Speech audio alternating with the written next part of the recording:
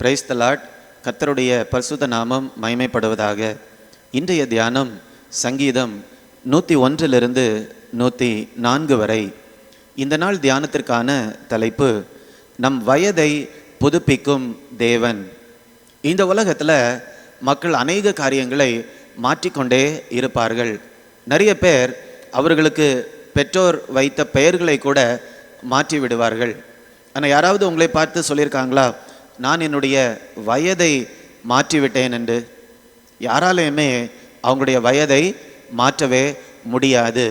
ஒருவேளை ஒரு சிலர் அதை தவறுதலாக ஒரு சில இடங்களில் எழுதலாம், ஆனால் யாராலையுமே தங்களுடைய வயதை மாற்றவே முடியாது. நம்முடைய பெயர்கள் எல்லாம் நம்முடைய பெற்றோர் நமக்கு கொடுக்குறாங்க. நம்முடைய வயது நமக்கு தேவன் கொடுக்கிறது. எந்த நாளில் ஆண்டவர் நம்மை இந்த உலகத்திற்கு கொண்டு வருகிறாரோ அதை ஆண்டவர் தீர்மானம் செய்கிறார். நம்முடைய ஆயுசு நாட்களை ஆண்டவர் தீர்மானம் செய்கிறார். இன்றைக்குள்ள தியான பகுதியாகிய சங்கீதம் 102 முகவுரையை நாம் பார்க்கும்போது, துயரப்படுகிறவன் துக்கத்தில் மூழ்கி கர்த்தரிடத்தில் தன் வியாகுலத்தை தெரிவித்து செய்யும் விண்ணப்பம்.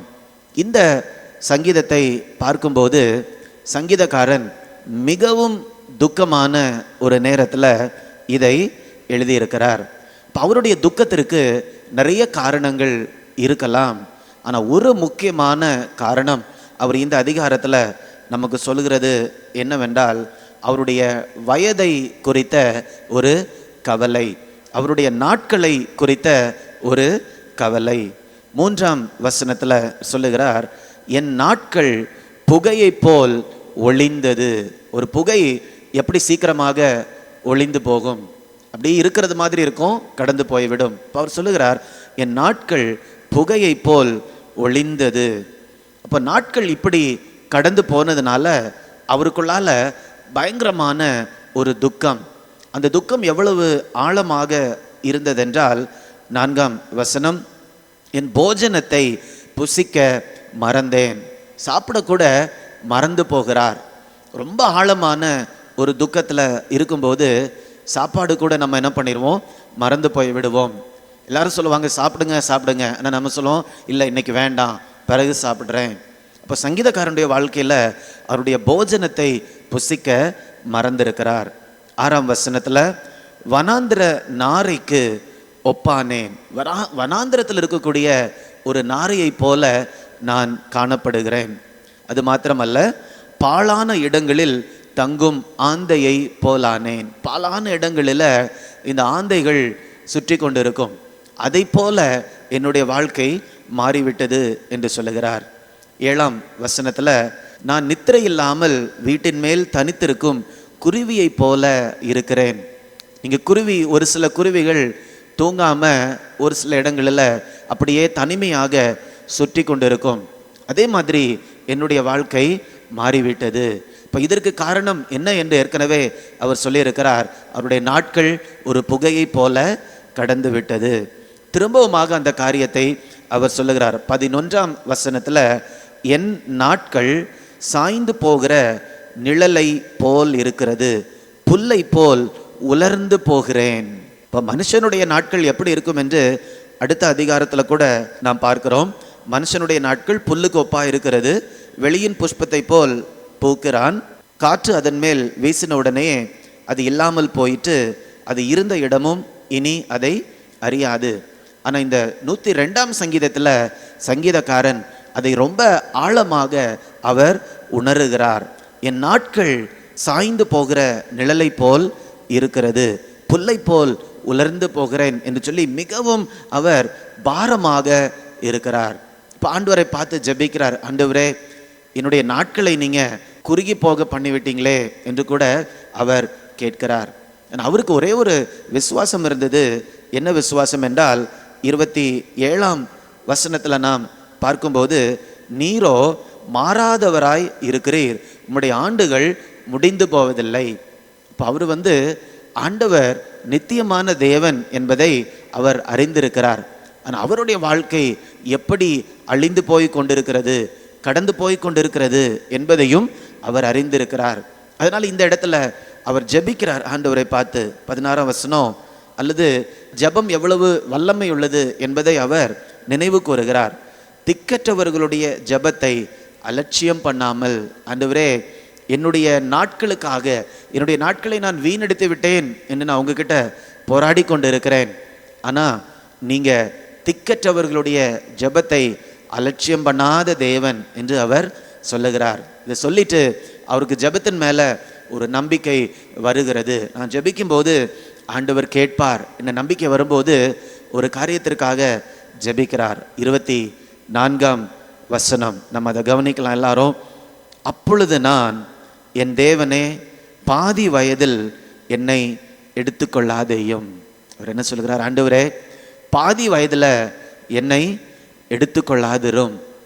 சங்கீதக்காரனுடைய பயம் என்னவென்றால், பாதி வயதில் என்னுடைய வாழ்க்கை முடிந்து போயிருமோ, ஐயோ ஆண்டவர் கொடுத்த பொறுப்பை நான் இன்னும் செய்து முடிக்கலையே, என்னுடைய குடும்பத்திற்காக நான் செய்ய வேண்டிய பொறுப்புகள் இன்னும் இருக்கின்றதே, நான் அதை முடிக்கவில்லையே, ஆண்டவர் எனக்குள்ளால கொடுத்த தரிசனங்கள், சித்தம் இதெல்லாம் நான் முடிக்கலையே, பாதியிலேயே என்னுடைய வாழ்க்கை முடிந்து போய்விடுமோ.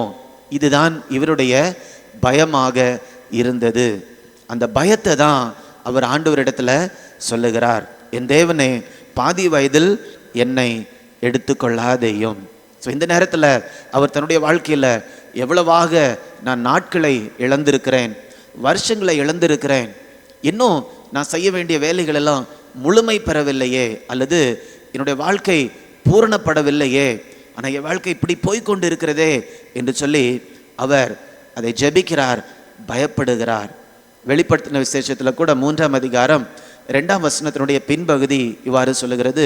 கர்த்தர் சொல்லுகிறார் சபையை பார்த்து, உன் கிரியைகள் தேவனுக்கு முன் நிறை உள்ளவைகளாக நான் காணவில்லை.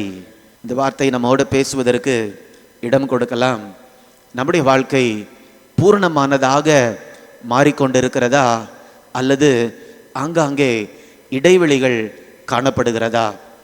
ஒரு சில ஆண்டுகள் நாம் எதுவுமே செய்யாமல், அல்லது ஆண்டவர் செய்ய சொன்ன காரியங்கள் எதையுமே செய்யாமல் இருக்கும்போது அந்த ஆண்டுகளில் இடைவெளிகள் தான் அதிகமாக காணப்படும். ஒரு உதாரணத்திற்கு, ஒரு பிள்ளைங்க பரீட்சை எழுதும்போது 10 கேள்விகள் இருக்குது, அதில் ஒரு கேள்வி எழுதியிருக்கிறாங்க, 2வது கேள்வி எழுதலை, 3வது கேள்வி எழுதலை, அந்த இடத்துலலாம் வெறும் இடம் தான் இருக்குது, வெறுமையான இடங்கள் தான் இருக்குது. அடுத்தது அவங்க 8வது கொஸ்டின் எழுதியிருக்கிறாங்க, 9, 10 எழுதலை. அப்போ அந்த பேப்பரை பார்க்கும்போது ஒரு 2 கேள்விக்கு விடை எழுதியிருக்கிறார்கள், மற்ற 8 கேள்விகள் விடை எழுத வேண்டிய இடங்கள் வெறுமையாக காணப்படுகிறது. நம்முடைய வாழ்க்கையை பார்க்கும்போது அதே மாதிரி இருக்கிறதா? ஒரு பூரணப்படாமல் ஆங்காங்கே இடைவெளிகளாகவே காணப்படுகிறதா? அதை தான் வெளிப்படுத்துதல் 3:2 நாம் பார்க்கிறோம். உன் கிரியைகள் தேவனுக்கு முன் நிறை உள்ளதாக நான் காணவில்லை. கிரியை செய்திருக்கிறோம், ஆனால் அந்த கிரியை என்ன பண்ணப்படவில்லை? நிறை உள்ளதாக காணப்படவில்லை. ஆங்கிலத்தில் இன்கம்ப்ளீட். பாதி செய்திருக்கோம் அல்லது பாதி செய்யலை, அறகுறையாக செய்திருக்கோம், அது பூரணப்படலை. இப்போ ஒரு வீடு கட்டுறோம் என்று வச்சுக்கொள்வோமே, அந்த வீடை பாதி மட்டும் கட்டிவிட்டு அப்படியே விட்டுட்டு போய்விட்டோம் என்றால் அந்த வீட்டுக்குள்ளாக யாராவது வாழ முடியுமா? யாராலையும் வாழ முடியாது. அப்போ ஆண்டவர் கொடுத்த வேலையை நாம் பூரணமாக செய்து முடிக்கும் போது தான் நம்முடைய வாழ்க்கை பூரணப்படும். இந்த நேரத்தில் கூட கர்த்தர் உங்களோட பேசிகிட்டு இருக்கிறாரா? ஆண்டவர் இவ்வளவு நாள் வரைக்கும் வாழ்நாளை கொடுத்திருக்கிறார். ஒரு சில நேரத்தில் நீங்கள் கர்த்தருக்கு முன்பதாக பொருத்தனை கூட செய்திருப்பீங்க. இந்த காரியத்தை ஆண்டவரை நீங்கள் எனக்கு வாய்க்க செய்தா என்னுடைய வாழ்நாளில் மீதியான பகுதியில் இந்த காரியத்தை நான் செய்வேன். அந்நாள் ஒரு பொருத்தனை செய்தாள், ஆண்டவரே நீர் எனக்கு ஒரு பிள்ளையை கொடுப்பீர் என்றால், ஆண் பிள்ளையை கொடுப்பீர் என்றால் இந்த பிள்ளையை நான் உம்முடைய சமூகத்தில் வைத்து ஒப்பு கொடுப்பேன் என்று. உங்களுடைய வாழ்க்கையில் கூட ஏதாவது பொருத்தனைகள் செய்து அதை செய்ய முடியாமல் நாட்கள் ஓடிக்கொண்டிருக்குதா? இப்போ திடீர்னு பார்க்கும்போது ஐயோ என்னுடைய வாழ்நாள் எல்லாம் புகை போல கடந்து போய் விட்டதே என்று குழம்பிக் கொண்டு பயந்து கொண்டு வேலை முழுமை பெறாத நிலையில் காணப்படுறீங்களா? ஆண்டவர் இந்த சபைக்கு சொல்கிறார், நீங்கள் மனம் திரும்பும் போது உங்களை நான் புதுப்பிப்பேன். இந்த 103ஆம் சங்கீதம் 5ஆம் வசனத்தினுடைய பின்பகுதி இவ்வாறு சொல்லுகிறது, கழுகுக்கு சமானமாய் உன் வயது திரும்ப வால வயது போல் ஆகிறது. கழுகுக்கு சமானமாய் உன் வயது திரும்ப வால வயது போல் ஆகிறது. இந்த நேரத்திலும் கூட நீங்க சங்கீதக்காரனை போல 102ஆம் சங்கீதம் 24 நாம் படித்தது மாதிரி, என் தேவனை பாதி வயதில் என்னை எடுத்துக்கொள்ளாதையும், இன்னும் நிறைய காரியங்கள் முழுமை ஆகவில்லை, இடைவெளிகள் அநேக இருக்கிறது, என்னுடைய நாட்களை அல்லது என்னுடைய வயதை நீங்க புதுப்பியும் அப்படின்னு சொல்லிட்டு ஒரு மனம் திரும்புதலோடு இந்த ஒரு ஜெபத்தை செய்யும்போது ஆண்டவர் உங்களுடைய வாழ்க்கையை இன்றைக்கு புதுப்பிப்பார். உங்களுடைய வாழ்க்கையை திரும்பி பார்க்கும்போது எந்தெந்த இடங்களிலெல்லாம் இடைவெளிகளாக காணப்படுகிறதோ உங்களுடைய வாழ்க்கையை புதுப்பிக்கும் போது உங்களால் அந்த காரியங்களை எல்லாம் நிறைவேற்ற முடியும். நம்முடைய வயது திரும்ப வால வயது போல் ஆகும்போது நம்முடைய வாழ்க்கையில் ஒரு புதிய பலன் காணப்படும். புதிய வாய்ப்புகளை ஆண்டவர் கொண்டு வருவார். புதிய தொடர்புகளை ஆண்டவர் கொண்டு வருவார். இன்றைக்கு நீங்கள் இந்த ஜெபத்தை செய்வீர்களா? ஆண்டவரே, என்னுடைய வயதை புதுப்பியும். இன்றையிலிருந்து என்னுடைய வாழ்க்கையை நான் திரும்பவுமாக உங்கள் கரத்தில் அர்ப்பணிக்கிறேன், பிரதிஷ்டை செய்கிறேன். நீங்கள் என்னுடைய வாழ்க்கையை புதுப்பிக்கும் போது உமக்காக மாத்திரம் நான் வாழ்வேன் என்று சொல்லி நம்முடைய வாழ்க்கையை திரும்பவுமாக ஆண்டவரிடத்தில் கொடுத்து நம்முடைய வயதை புதுப்பிக்கும்படியாக கேட்கலாமா? அன்பின் பரலோக பிதாவே, உமக்கு நன்றி செலுத்துகிறோம் அப்பா. இந்த நல்ல நாளுக்காக உமக்கு நன்றி செலுத்துகிறோம் ஆண்டவர். எங்களுடைய வாழ்க்கையை புதுப்பிக்கக்கூடிய தேவனாக இருக்கிறீர். எங்களுடைய வயதை புதுப்பிக்கக்கூடிய தேவனாக இருக்கிறீரப்பா. நீர் சிருஷ்டித்த எந்த காரியத்தையும் உமால புதுப்பிக்க முடியும். எங்களுடைய வாழ்க்கையை நாங்கள் நோக்கி பார்க்கிறோம். சங்கீதக்காரன் 102ஆம் சங்கீதத்தில் அவர் புலம்புகிறதை நாங்கள் பார்க்கிறோம் அப்பா. இழந்து போன வாய்ப்புகளுக்காக, ஐயோ என்னுடைய வாழ்க்கை ஒரு புகை போல கடந்து போய்விட்டதே, பாதியில் முடிந்து விடுமோ என்ற பயத்தோடு உம்மை நோக்கி பார்க்கிறதை நாங்கள் பார்க்கிறோம் அப்பா. எங்களுடைய வாழ்க்கையும் இந்த நேரத்தில் உமக்கு முன்பதாக எப்படி காணப்படுகிறது? பூரணப்பட்டு கொண்டிருக்கிறதா?